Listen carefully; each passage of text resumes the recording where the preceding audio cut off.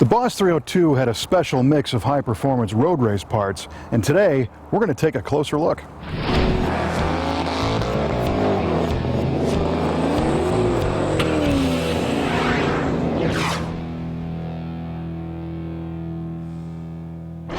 These cars are so cool. I love BOSS 302s. The short version on how these cars came to be is that Ford got involved with Trans Am racing. Trans Am was a road race circuit that was extremely popular in the late 60s, and in order to play, the manufacturers had to make street versions of the race cars that they sponsored in Trans Am racing. So essentially you could go to a Trans Am race on a weekend and go to your local Ford dealer during the week and buy kind of the home game of the Trans Am race car for your own use. Ford made around 7,000 1970 BOSS 302 Mustangs, which were street versions of the Trans Am race cars. Now, when you went to your local Ford dealer and bought a BOSS 302 Mustang, you were getting a car that was much more than just a Mustang with a special stripe. These things had individualized styling cues all over them, but they were also a high-performance car. They came with a special front suspension that was lowered a little bit, a different sway bar, a different spring rate, different shock absorbers, disc brakes in front. The rear suspension was tuned, and it was all designed to be something that handled aggressively because these cars, again, were kind of a street version of a road race car. And in addition to having the suspension and braking performance improved on a BOSS 302, they also had a better engine. The engine is a big part of what makes a BOSS 302 so special.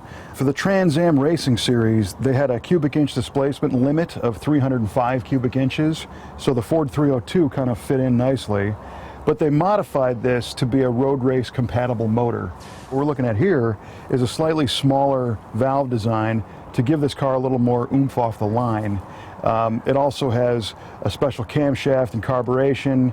It also has the functional shaker scoop that mounts to the engine and shakes when you start the car, which not only allows it to breathe better, but gives it a little more attitude. So Ford was able to take their Windsor block and made it with their Cleveland cylinder head and come up with special internals for a 302 cubic inch engine, and that's what we have here. And the reason they went with the Windsor block and the Cleveland head, again, the Cleveland was a different engine plant that Ford had. It was a more free-flowing cylinder head than the Windsor head that would have normally come on the 302. So it's kind of a hybrid engine design. They actually had to shrink the valves a little bit for 1970 because they lost some of the lower-end torque that they were looking for.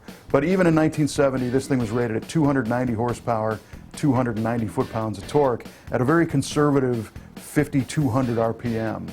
The truth was these cars had a factory rev limiter set just over 6,100, so we're not sure about those power numbers. We think it probably still made power after that 5,200 RPM rating.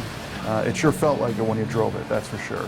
And there was other special parts inside the engine, a Ford steel crankshaft, 4-bolt mains, special connecting rods, 10.6 to 1 compression, a special camshaft that took advantage of those free-flowing heads, and a Holley 780 CFM 4-barrel carburetor sitting on a special aluminum intake manifold. And it's kind of neat because there was a very rare option that you could get from the dealer called the Cross Boss, which was an inline carburetor, very unique design. It was 850 CFM that you could get for one of these little BOSS 302s. And what it tells you is that these things like to rev and they like high RPM performance. And that's part of the mystique of why these cars were so much fun. I think car designers have a lot of opportunities to overdo it, especially on special editions and racy cars like this BOSS 302. But Larry Shinoda really kept things conservative. You've got some stripes and some areas that are blacked out, and of course the wing.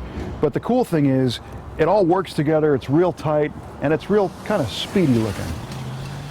The BOSS 302 for 1970 is instantly recognizable because of the lack of the side scoops. These cars were made to be as slick as possible. And this one is kind of a standout. It's in a bright gold color, and I believe the interior color is ginger.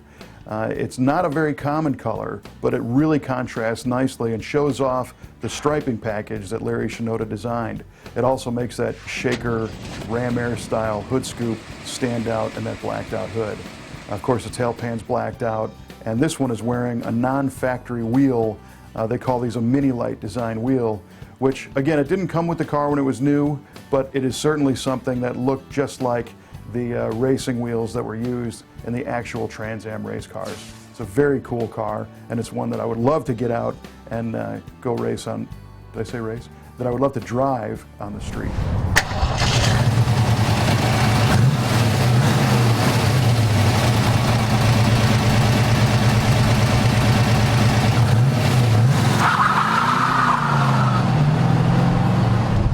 This design from 1970 still looks fresh today, and Ford actually resurrected it and reused it on the 2012 and 13 BOSS 302s.